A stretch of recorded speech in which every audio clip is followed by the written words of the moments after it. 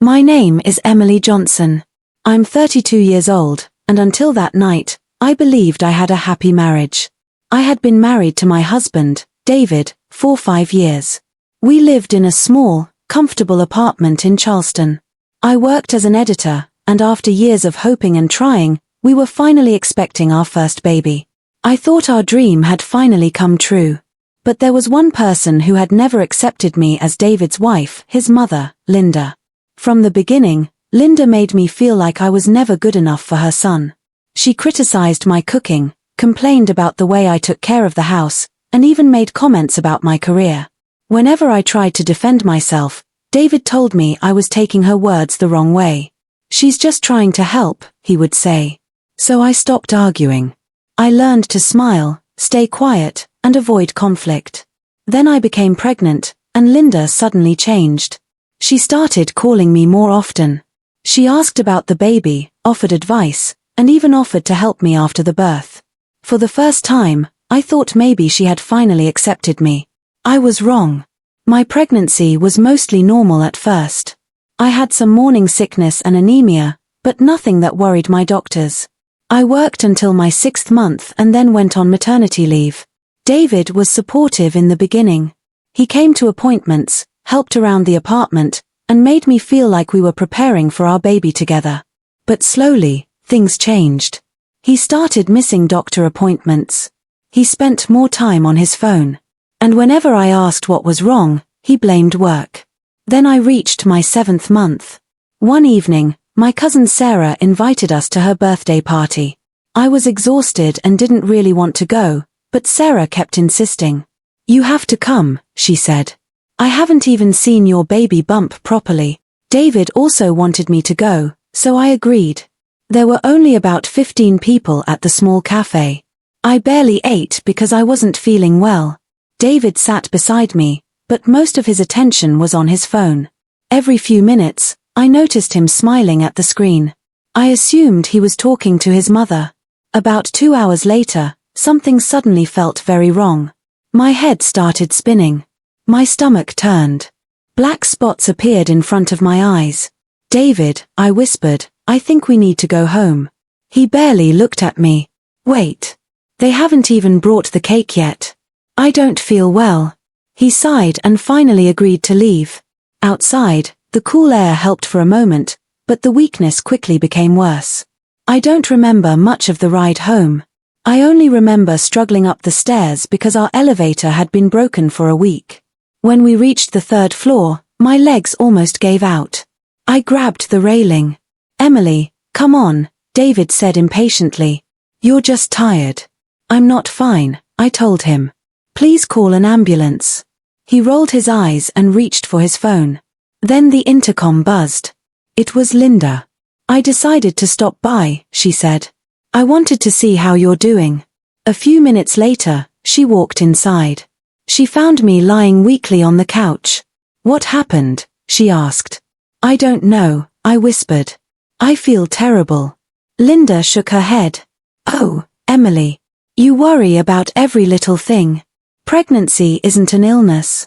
I had David and worked until the last day. I couldn't even argue." David told her that I wanted an ambulance. Linda immediately shook her head. "An ambulance? For this?" Then she looked at her son. "Don't call one, David. She's just tired."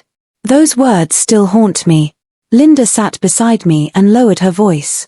"Emily, I know what you're doing. You're using this pregnancy to keep my son tied to you." I stared at her in disbelief. Before I could answer, another wave of weakness hit me. My hands and legs became numb. The room started spinning. I heard Linda say something to David. "Don't do it, son. She's pretending." Then everything went black. When I opened my eyes, I was staring at a white hospital ceiling. There was a strange crack above me that looked like a lightning bolt. I could smell disinfectant and medicine. A monitor beside my bed was beeping. Then I realized something terrifying. There were 2 heartbeats on the monitor. One was mine. The other was my baby's. But the baby's heartbeat was racing. A nurse rushed over. "Easy. Don't try to sit up." "Where am I?" I asked. You're in the maternity unit. An ambulance brought you here. An ambulance? Yes. Your condition was serious. My heart sank. What happened to me? You have severe preeclampsia. Your blood pressure was dangerously high, and there was a risk to both you and the baby. I immediately touched my stomach. Is my baby okay? The baby is still holding on, but you both need treatment and rest. Then I asked the question that hurt more than anything. Where's my husband? The nurse hesitated. He isn't here. She handed me my phone. There were several missed calls from David. Then I saw his message. Emily, how are you? Text me when you wake up. I'm sorry I can't come right now. Mom thinks you need rest, and visiting would only make things worse. I stared at the screen. My husband wasn't beside me. My baby was in danger. And once again, he had chosen his mother over me. About an hour later, the doctor came into my room. She had a kind face, but she looked serious. Emily, you were very lucky. Who called the ambulance? I asked. The doctor looked surprised. Your neighbor. My neighbor. Yes. She heard a noise from your apartment and called for help. When the paramedics arrived, your door was open. You were unconscious on the floor. I froze. Alone? Yes. You were alone. David and Linda had left me there. 7 months pregnant. Unconscious. And in serious danger. I couldn't understand how the man I loved could do that to me. The doctor continued explaining my condition. My blood pressure was dangerously high, and there were signs that my placenta wasn't working properly. You may have to stay here until delivery, she said. If your condition gets worse, we may have to perform an emergency C-section. My voice shook. And the baby? The doctor paused. The baby is showing signs of low oxygen. We're doing everything we can. I felt tears running down my face. But then the doctor said something that completely changed my understanding of what was happening. There is something else you need to know. I looked at her. When we performed the ultrasound, we found something unexpected. What? She took a breath. You're not carrying one baby, Emily. My heart stopped. You're carrying two. Two. Twins. I couldn't speak. How is that possible? Every ultrasound showed one baby. It can happen. Sometimes one baby is hidden behind the other, especially when the babies are positioned closely together. I looked down at my stomach. 2 babies. I had been preparing for one child. Now I was suddenly told there were 2. But the doctor's next words broke my heart. One of the babies is much smaller and behind in development. Its heartbeat is also weaker. I couldn't breathe. Are you saying, the baby might not survive? The doctor gently nodded. There is a risk. After she left, I lay completely still. 2 tiny lives were fighting inside me. One strong. One weak. And the man who was supposed to protect us wasn't even there. I called David. He didn't answer. I left him one message. I'm in the hospital. My condition is serious. We need to talk. Then I called my mother. She lived nearby, and the moment she heard what happened, she said she was coming. I also called my best friend, Jessica. She knew how complicated things had always been between David and Linda. When I told her what happened, she was furious. That night, I couldn't sleep. The hospital room was quiet except for the soft beeping of the monitors. One heartbeat was strong. The other was weak. I placed both hands over my stomach. Please hold on, I whispered. Mommy is here. I love you both. I closed my eyes. And sometime after midnight, I finally fell asleep. That was when I had the strangest dream of my life. I was standing on a beach. The sky was gray, and the ocean was strangely quiet. Far away, I could see 2 tiny figures waving at me. I started walking toward them. But with every step, my feet sank deeper into the sand. Then something terrible happened. One of the figures began to disappear. No! I screamed. I reached out my hands, trying to grab it, but it was already fading away. I couldn't save it. I woke up covered in cold sweat. It was early morning. Pale sunlight was coming through the hospital window, and the monitor beside my bed was beeping softly. Then I noticed something that made my heart stop. There was only one heartbeat. I stared at the monitor. One heartbeat. My voice shook. What happened to my babies? A nurse rushed into the room. Emily, calm down. There were 2 heartbeats. Now there's only one. She checked the monitor and tried to reassure me. Don't panic. Sometimes a baby changes position, and the monitor can't pick up the heartbeat properly. The doctor will do another ultrasound. But I couldn't calm down. All I could think about was my dream. One baby disappearing. One baby gone. When morning came, my mother arrived. She looked tired, but the moment she saw me, she hugged me tightly. She cried. I told her everything, the preeclampsia, the twins, and the danger to the smaller baby. Don't worry, sweetheart, she said. We're going to get through this. I'm staying with you. Then she asked the question I didn't want to answer. And where is your husband? Mom, please. I can't deal with an argument right now. She pressed her lips together. Fine. But when I see him, he's going to hear what I think. I smiled weakly. A little later, the doctor came in. She checked my blood pressure and listened carefully for both babies. The second baby's heartbeat is weak, she said, but it's still there. I felt a little relief. Let's do an ultrasound right now. They wheeled me into another room. The gel felt cold against my skin. The doctor moved the ultrasound device across my stomach while watching the screen. Her face was serious. Finally, she smiled slightly. They're both alive. I closed my eyes and let out a long breath. The first baby is developing normally, she explained. The second is smaller and having problems with blood flow, but the baby is still fighting. I didn't care about anything else. Both of my babies were alive. That was all that mattered.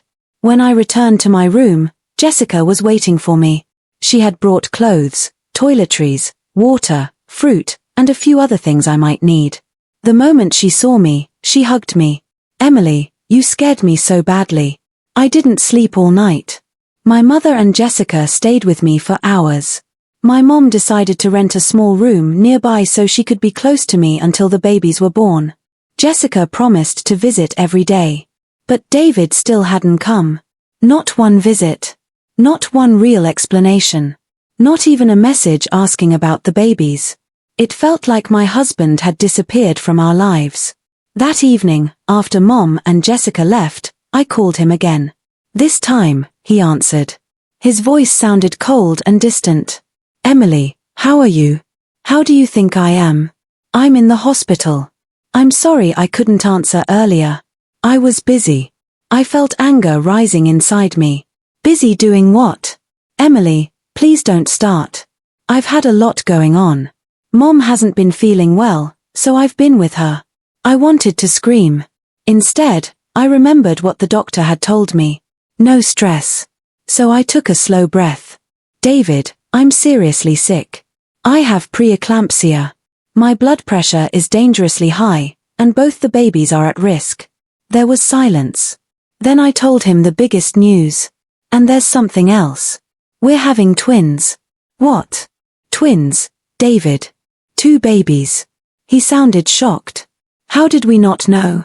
I explained everything about the hidden twin and the baby's development problems. For several seconds, he said nothing. I waited for him to sound happy. I waited for excitement. I waited for fear. Anything. Finally, he said, I'll come tomorrow. I promise. Then I heard Linda calling him in the background. I have to go. Mom needs me.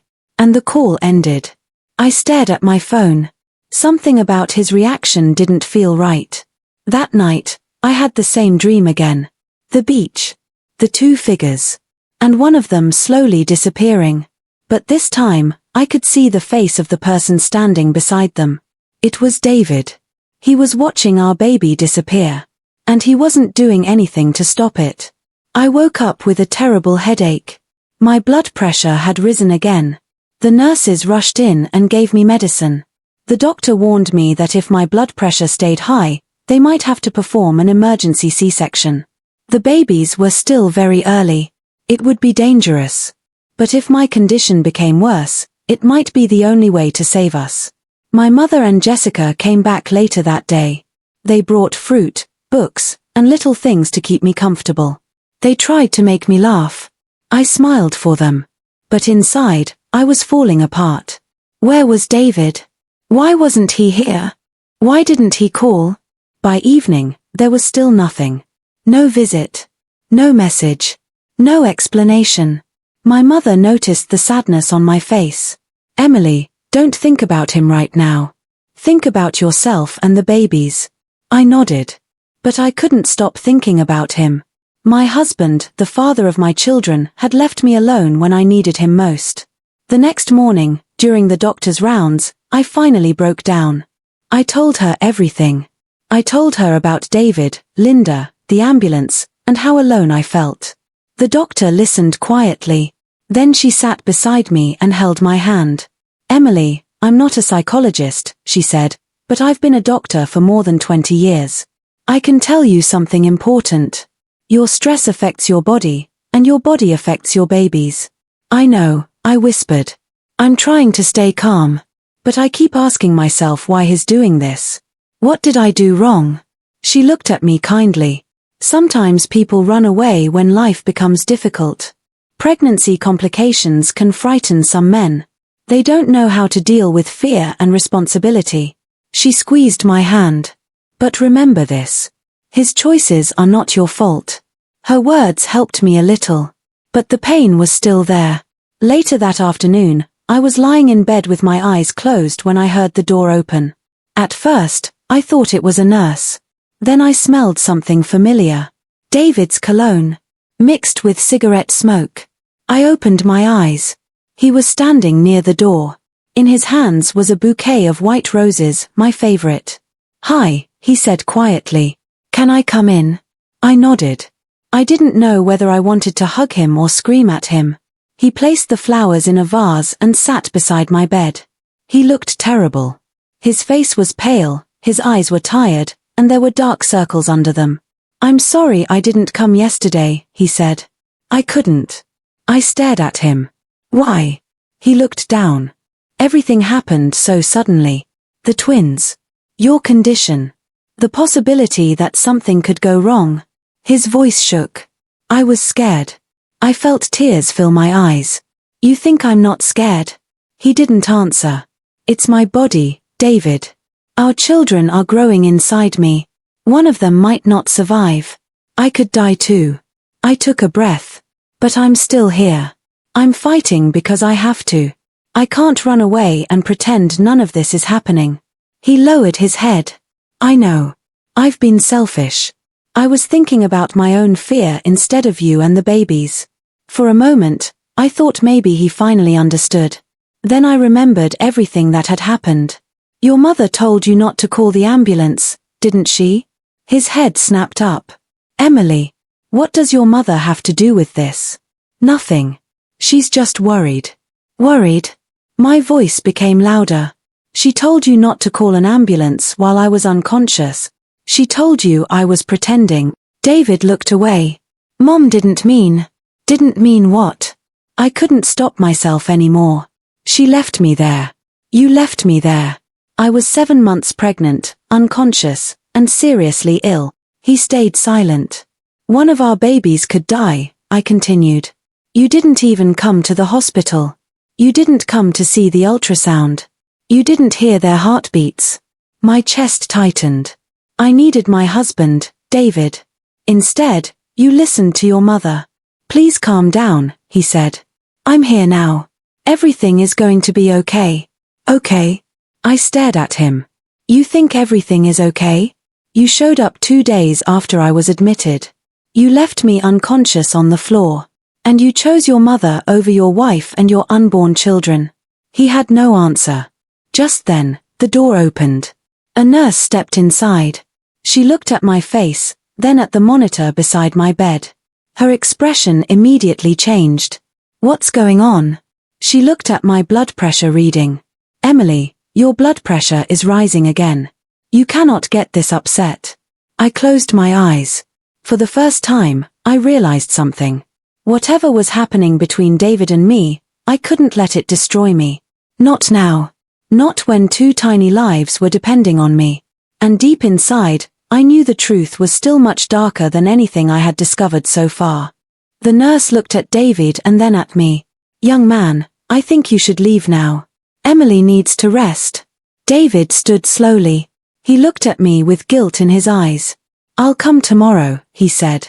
I promise. Then he leaned closer. I love you, Emily. I really do. I watched him walk out. But instead of feeling relieved, I felt uneasy. There was something he wasn't telling me. His words didn't match his actions.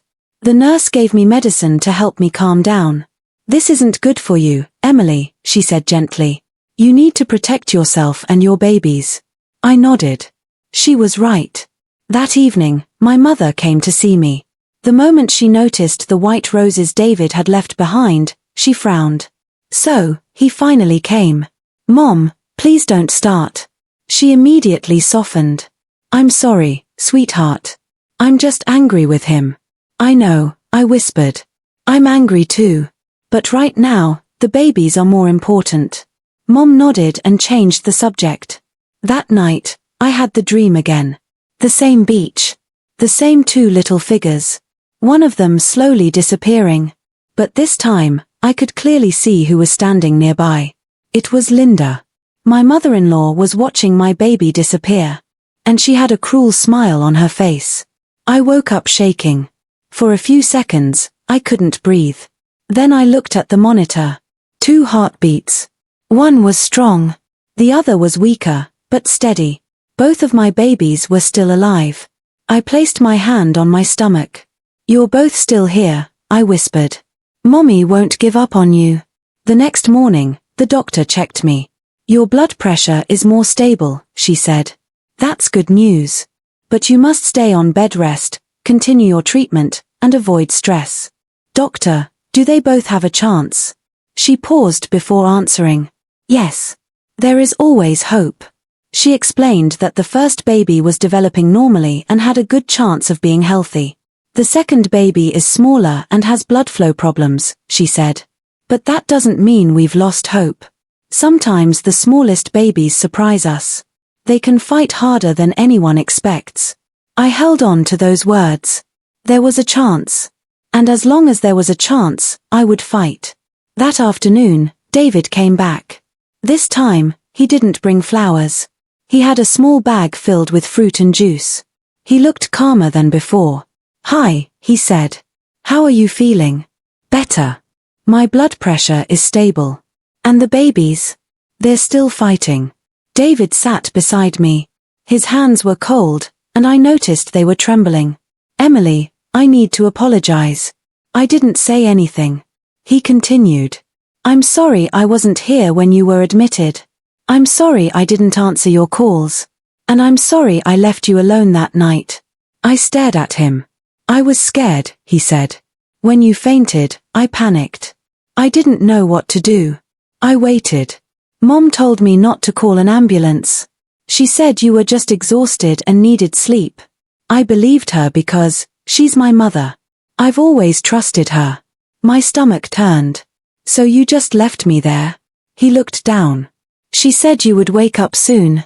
I couldn't believe what I was hearing. She told me she needed me to walk her home, so I went with her. I felt sick. You left me unconscious on the floor because your mother told you to? David lowered his eyes. I know how bad it sounds. Did you even come back to check on me? He was silent. David. I thought about it. Then why didn't you? He swallowed. Mom said coming back would make her feel like I didn't trust her.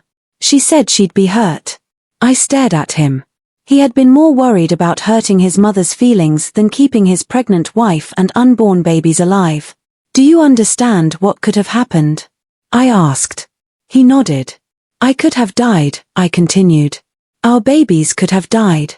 All because you listened to your mother instead of using your own judgment. I know. His voice was barely a whisper. I don't expect you to forgive me. I know I don't deserve it. I just want you to know that I understand how badly I failed you. I'll change. For you and for the babies. I didn't know what I felt anymore. I was angry. I was hurt. Part of me even felt sorry for him. I may forgive you one day, I said. But I don't think I'll ever forget what happened. He nodded. I understand. I need to focus on myself and the babies now. Everything else can wait. I'll be here, he promised. I'll come every day. I'll help with anything you need. Then he added, and I'll talk to Mom. I'll make her understand that what she did was wrong. I gave him a small smile. I'd heard promises before. Okay, I said. Talk to her if you really mean it. A nurse came in with my medicine and an IV.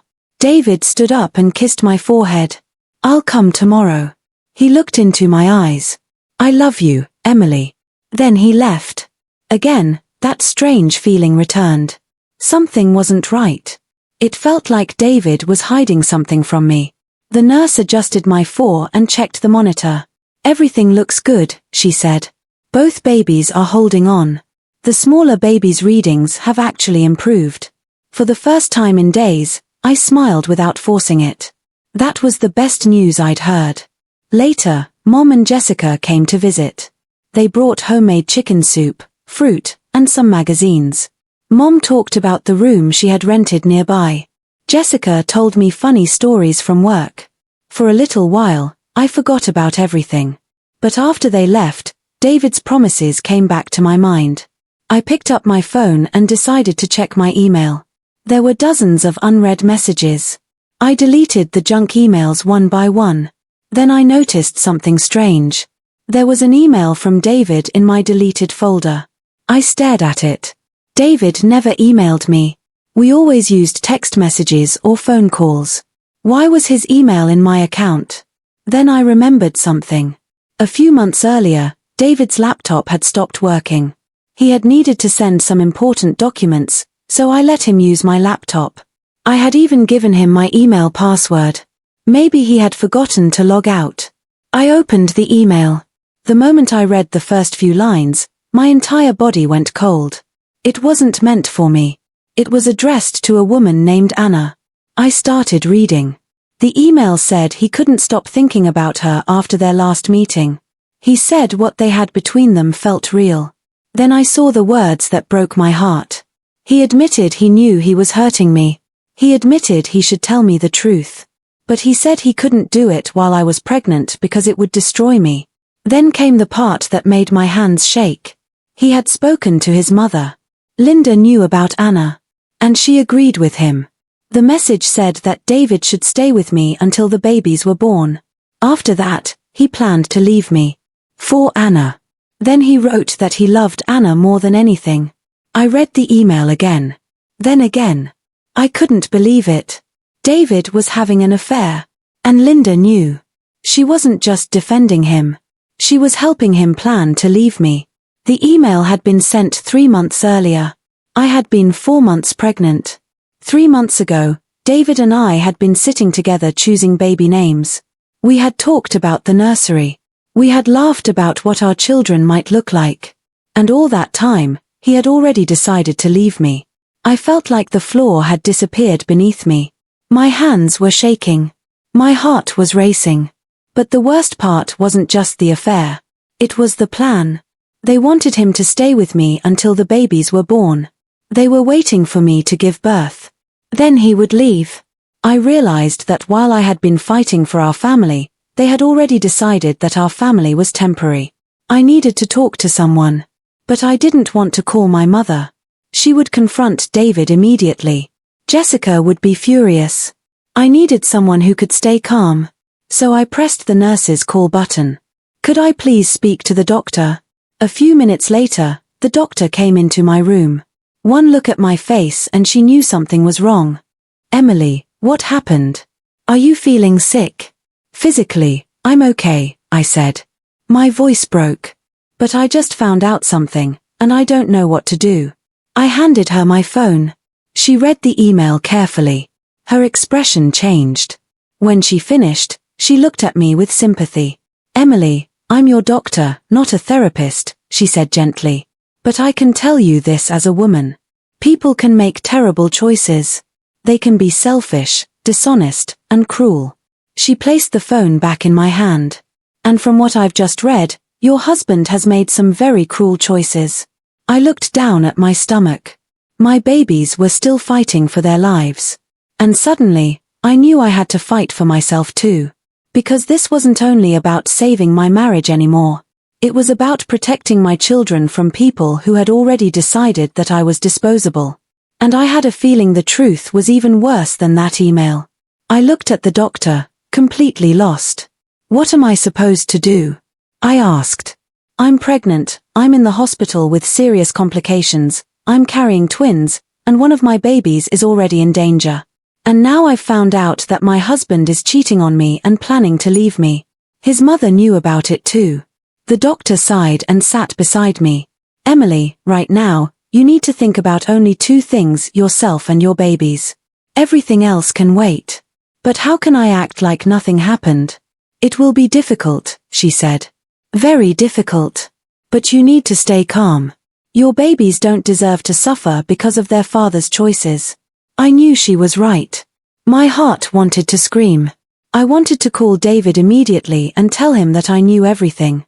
I wanted to call Linda and ask how she could look at her own grandchildren after helping her son betray me. I wanted to cry, throw things, and demand answers.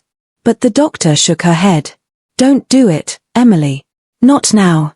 Wait until you have delivered the babies and recovered. Then you can decide what you want to do with your marriage. Tears rolled down my cheeks. She was right. My babies came first. The doctor gave me something to help me sleep and stayed beside me until I began to feel tired. Before I closed my eyes, she said softly, "You're stronger than you think, Emily. You're going to get through this." That night, I dreamed about the beach again. The two little figures were standing on the horizon. But this time, neither one disappeared. They were waiting for me. I walked toward them. For the first time, the sand didn't pull me down. My feet moved easily. I walked straight toward my children. When I woke up the next morning, I felt different. I finally knew what I had to do. Not today. Not tomorrow. But one day, I would stand up for myself. For now, I had one job. Keep my babies safe. I didn't need David. I didn't need Linda. And I didn't need their lies. A nurse came in with my breakfast and morning medicine. She checked my blood pressure and listened to the baby's heartbeats. Then she smiled. Everything looks good, Emily. Both babies are doing well. And the smaller baby's numbers have improved a lot overnight. I smiled. That was the best news I could have received. My babies were fighting. So was I. That afternoon, David came to visit. He brought fruit, magazines, and a smile that looked completely normal. I looked at him and wondered how I had ever trusted that smile. "How are you feeling?" he asked. "Better." "And the babies?" "Better too. The doctors say they're improving." For just a second, something strange crossed his face. It looked almost like disappointment. Then he quickly smiled again. "That's good. That's very good." He sat beside my bed. "So, when will you be able to go home?" "I don't know. The doctors want me to stay until delivery. They don't want to take any chances." He nodded. Almost too quickly. It was as if that was exactly what he wanted to hear. He opened the bag. I brought apples, oranges, grapes, and pomegranate juice. "It's good for your blood." "Thank you, but I can't eat them." He looked surprised. "Why?" "The doctors only allow hospital food right now. My diet is very strict because of the preeclampsia." It was a lie. But it was a lie I needed to protect my babies. "But you ate the fruit I brought before." "I did, but my blood pressure went up afterward. So now the doctors don't want me eating anything from outside." David stared at me for a moment. I could tell he didn't completely believe me. But he didn't argue. We talked about simple things, the weather, movies, the news. I acted like everything was normal. I pretended I didn't know about Anna. I pretended I didn't know about his plans. I pretended I still trusted him. When he finally left, I let out a long breath. It was exhausting pretending. But I had no choice. That evening, Mom and Jessica came to visit. I didn't tell them what I had discovered. Not yet. Everything had to happen at the right time. The days passed slowly, but my health started improving. My blood pressure became more stable. The swelling went down. My tests looked better. Most importantly, my babies were doing well. The smaller baby was improving faster than anyone expected. At my next checkup, the doctor smiled. If things continue like this, we may be able to get you to 35 weeks. Is that good? For twins, that's a very good goal. She explained that if anything suddenly went wrong, they would perform an emergency C-section. But for now, you're doing very well. I smiled. I knew exactly what she meant when she mentioned my strict diet. She knew I had been lying to David. And she was helping me keep my secret. David continued visiting every day. But now he stopped bringing food. He brought books, magazines, and flowers instead. Every time he came, I played the same role. The loving wife who knew nothing. The trusting wife who still believed every word he said. Then one afternoon, David arrived with someone else. Linda. The moment I saw her, my entire body became tense. She walked into the room looking perfectly dressed, with expensive clothes, perfect hair, and a large gold necklace around her neck. The same woman who had told her son not to call an ambulance when I was unconscious. The same woman who knew about his affair. The same woman who wanted him to leave me after the babies were born. Emily, she said brightly. You gave us such a scare. I forced myself to smile. But thankfully you're better now. Then she looked at my stomach. The baby is doing well. Actually, we're having twins, I said. I watched her face carefully. For a split second, I saw something I had seen on David's face before. Disappointment. Then it disappeared. Twins, she said. Yes. 2 boys. Oh, how wonderful. Her voice sounded sweet. But there was no real happiness in her eyes. I couldn't believe I had missed it for so many years. I had spent years trying to earn this woman's approval. Now I realized she had never wanted me to be part of her family. Linda sat beside me and took my hand. I forced myself not to pull away. You know, Emily, I've been thinking about what happens after the babies are born. I stayed quiet.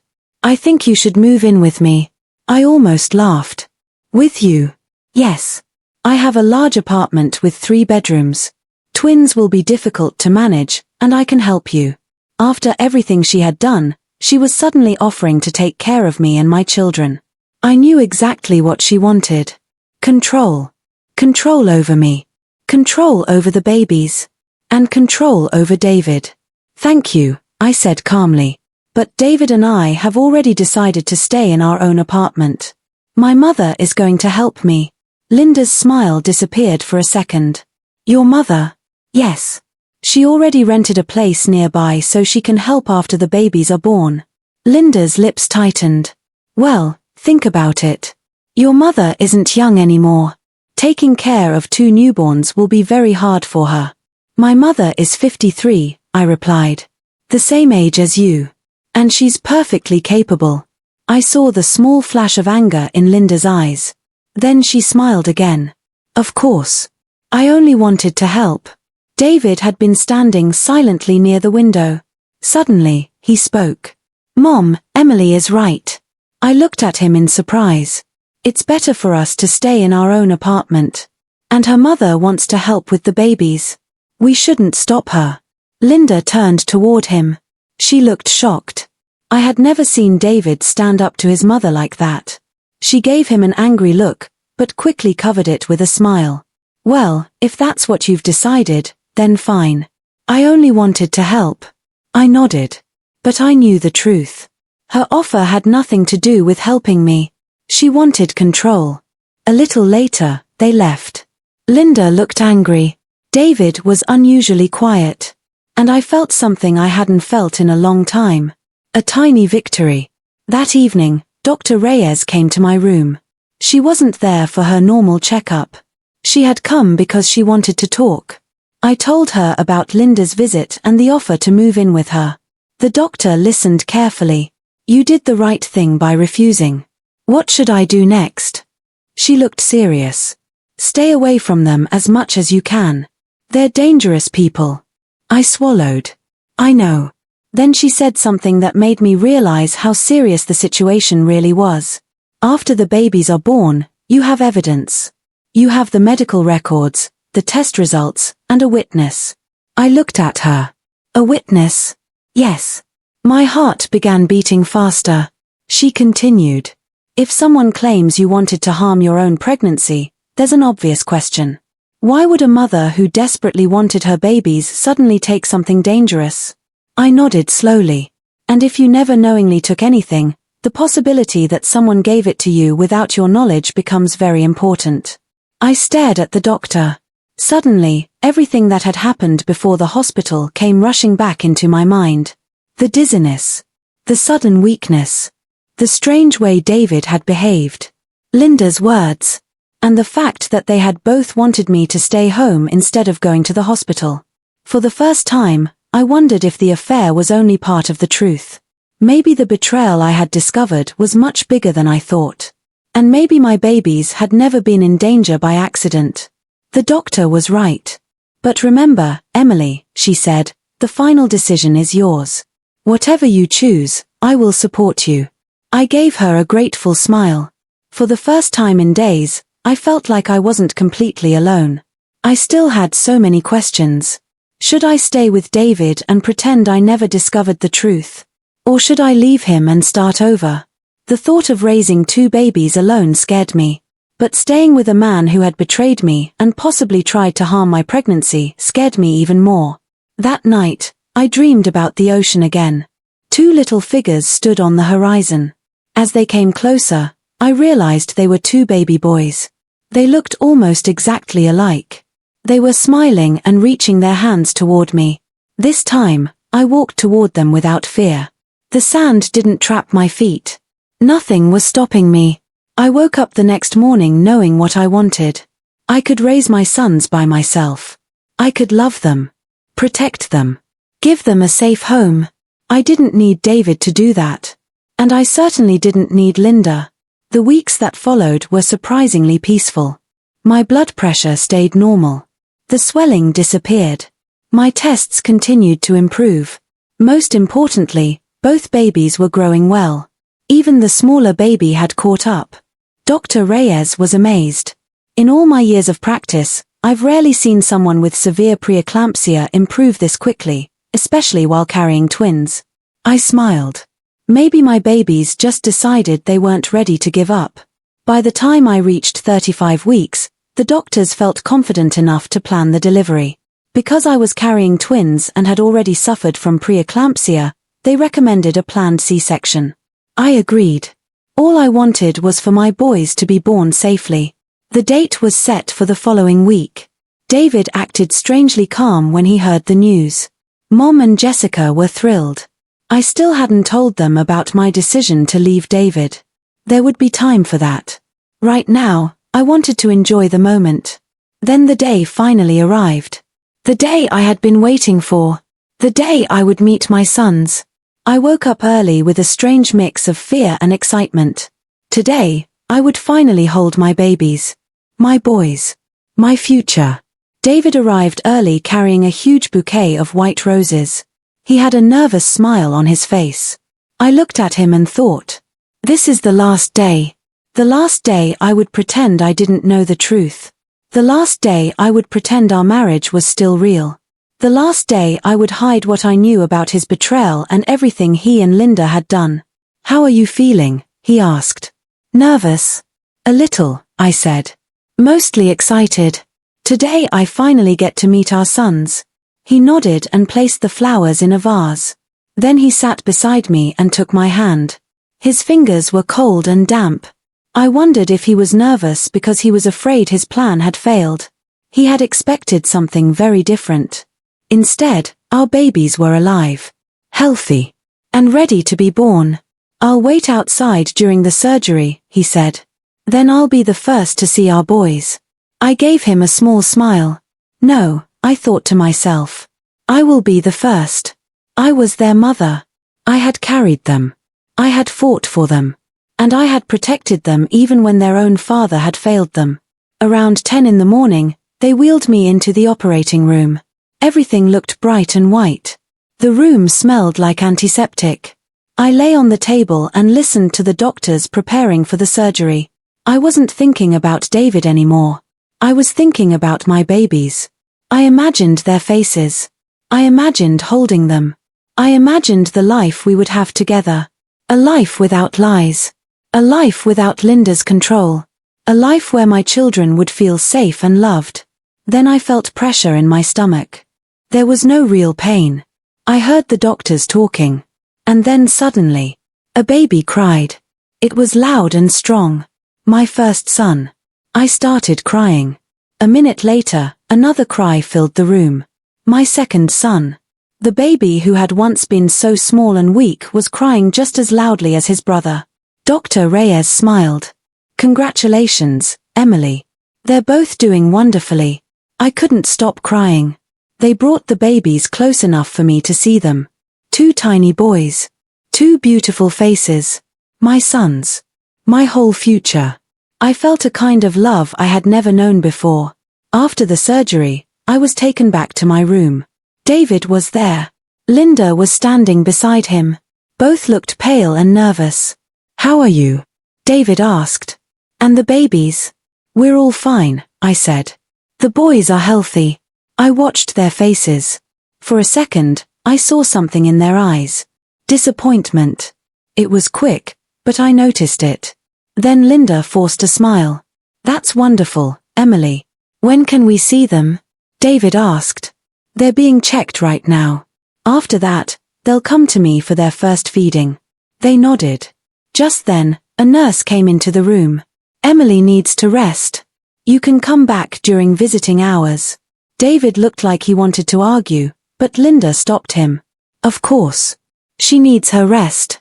They left. I finally relaxed. About an hour later, the nurse brought my babies to me. They were wrapped in tiny blue blankets. She carefully placed the first baby in my arms. Then the second.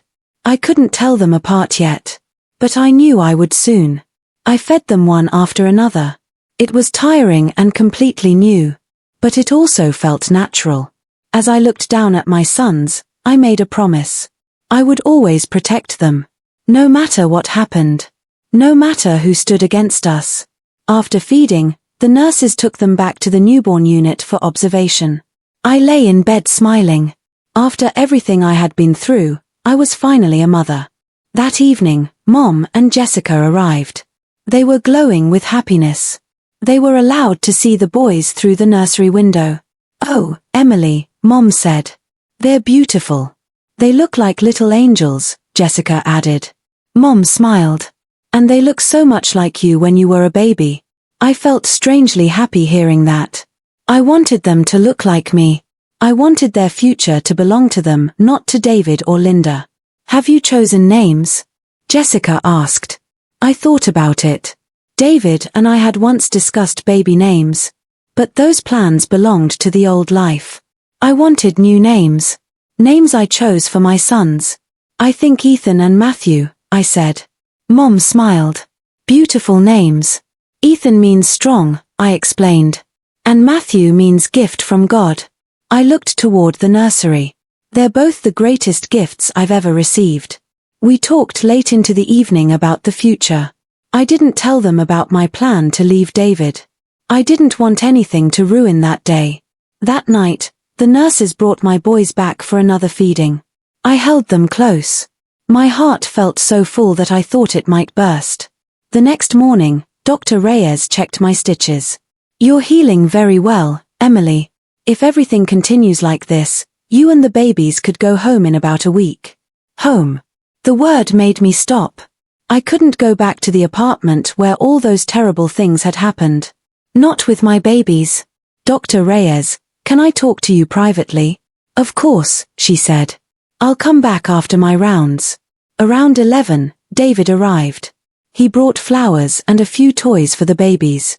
His eyes moved around the room as if he was watching me carefully. "How are you feeling?" "Good." "And the boys?" "They're doing well." He studied my face. "What do you mean?" I took a slow breath. I almost told him everything. But I stopped myself. It wasn't time. I needed a plan first. A safe place for my children. Financial security. Legal protection. Everything had to be ready before I confronted him. They were born early, I explained. The doctors were worried they might have problems, but thankfully they're healthy. David relaxed. I'm so glad. Then he smiled. They're our future, Emily. Our family. I looked at him. How can you say that? How could he talk about family after everything he had done? But I only smiled. I listened to him talk about the future. I nodded when he expected me to. I pretended to believe him. Inside, I was burning with anger. When he finally left, saying he would come back that evening, I felt relieved. Pretending was becoming harder every day. But I had to keep doing it until my sons were completely safe. At noon, Dr. Reyes returned. She sat beside my bed. So, what did you want to talk about? I looked at her. I'm not going back to my husband after I leave this hospital. She nodded calmly. I understand. That's your decision. Where will you go? My mother has already rented an apartment nearby. There are 2 bedrooms. She'll stay with me and help until I can get back on my feet. That sounds like a good plan. And David? What will you tell him? The truth. I took a deep breath. I know about the affair. I know he planned to leave me after the babies were born. And I know about the attempt to harm my pregnancy. Dr. Reyes listened carefully. I will never allow him or Linda to put my children in danger again. You should also remember that he is their legal father, she said. He may have certain rights. I know. I looked at her. But I have evidence. What kind? The test results showing the substance in my blood. And I have a witness. Anna. I nodded. She overheard David talking with his mother. Dr. Reyes became serious. Then don't confront him alone. Make sure you keep every piece of evidence safe. And before you make any major move, speak with a lawyer and the proper authorities. I nodded. For the first time, I felt prepared. I wasn't the frightened woman who had collapsed on her apartment floor anymore. I was a mother. And I was ready to protect my children. Whatever happened next, I knew one thing for certain. David and Linda had made a terrible mistake. They thought I was weak. They thought pregnancy had made me helpless. They thought I would forgive everything because I loved David. They were wrong. I had 2 sons now. And for them, I was ready to fight for the life we deserved. My new life began that day. Dr. Reyes looked at me carefully. Emily, the evidence you have could be important. But are you ready for what comes next? There could be police, lawyers, court hearings, and a lot of attention. I lowered my eyes. That was the part that scared me. A part of me wanted David and Linda to pay for what they had done. I wanted them to face the consequences. But another part of me wanted nothing more than a quiet life with my babies. I don't know if I'm ready, I admitted. You don't have to decide today, Dr. Reyes said gently. Take your time. Whatever you choose, I'll support you. After she left, I sat by the window for a long time. I looked at the world outside and thought about everything that had happened. A few weeks earlier, I had believed I had a loving husband and a happy marriage. Now I knew the truth. David had betrayed me. His mother had helped him hide it. And somehow, I had survived everything they had put me through. I didn't know what the future would look like. But I knew one thing. My boys would come first. That evening, Mom and Jessica came to see me. They brought food, clothes, and the warm smiles I needed. I looked at them and finally decided they deserved to know everything. Mom, Jess, I need to tell you something, I said. They immediately became serious. I told them about David's affair with Anna. I told them about the email I had found and what David and his mother had been planning. I told them about the suspicious drug found in my blood and everything the doctors had discovered. Most of all, I told them I had decided to leave David. Mom stared at me in shock. How could he do this to you? She whispered. Then she pulled me into her arms. I don't know, I said through my tears. But I'll never let him or his mother hurt my children again. Jessica looked furious. He needs to be held responsible, she said. Both of them do. I know, I replied. But I'm still afraid of going to court. Then don't decide today, Mom said. Whatever you choose, we'll stand beside you. Jessica nodded. You're not alone anymore. Those words meant more to me than they could ever know. For the first time in weeks, I felt like I had people I could trust. Later that evening, David came to the hospital alone. He walked in wearing that same innocent smile I had once loved. How are you feeling? He asked. I'm doing better. The doctors think we can go home soon. He sat beside me and took my hand. I've already prepared everything at the apartment, he said. The cribs are ready. I bought a stroller, clothes, toys, everything the boys need. I smiled politely. Inside, I felt sick. I knew I would never take my children back to that apartment with him. Then he said something that made me suspicious. Maybe you should still move in with my mother. She has a bigger place. She can help with the twins. I looked at him. David, we've already talked about this. My mother is helping me. She has rented a place nearby. He frowned. My mother has more experience. So does mine, I answered calmly. And she's available to help me. He didn't like my answer. Fine, he said. Do whatever you want. I simply nodded. I didn't tell him what I was really thinking. I would never let Linda control my life again. David stayed for another half hour, talking about our supposed future. I listened quietly, but I knew there was no future left for us. When he finally left, I closed my eyes and took a deep breath. Only a few more days. Then I would be free. The next few days passed slowly. I recovered from the surgery and learned how to care for my two tiny boys. The doctors were happy with our progress. My babies were growing stronger every day. David continued visiting. Sometimes Linda came with him. Whenever I saw her, I remembered everything. The cruel words. The lies. The way she had told David not to call an ambulance when I was unconscious. But I kept my face calm. I wasn't going to give them the satisfaction of knowing how much I knew. Mom and Jessica visited every day too. While I cared for my babies, Mom prepared the apartment where we would live. Jessica helped organize paperwork and spoke with people about the legal side of everything. And then, finally, the day came. The day I would leave the hospital. Dr. Reyes examined me and signed the discharge papers. You're ready to go home, Emily, she said. The first few weeks will be difficult, especially with twins. Don't be afraid to ask for help. Thank you, I told her. I don't know what I would have done without you. She smiled. You're stronger than you think. Around 10 in the morning, Mom and Jessica arrived. They brought clothes for me, the baby's things, documents, and a new stroller. I dressed my boys in matching blue outfits. Looking at them made my heart ache with love. They were so small. So innocent.